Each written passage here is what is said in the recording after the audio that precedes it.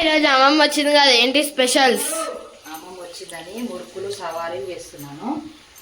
Wow, మురుకులు సవారీలు. అది full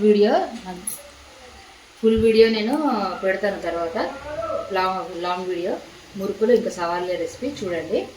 అలాగే నేను అమ్మ కోసము వైట్ రైస్, ఇంకా పొద్దున మార్నింగ్ మీకు చేశాను కదా బీరకాయ కర్రీ, టమాటో పప్పు, బాక్స్ల కోసం అని చేశాను.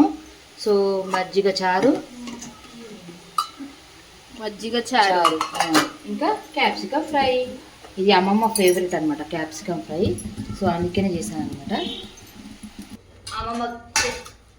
అమ్మ వచ్చిందని చెప్పేసి వెరైటీ ఏం చేయలేదు, నార్మల్గానే చేశాను. White rice,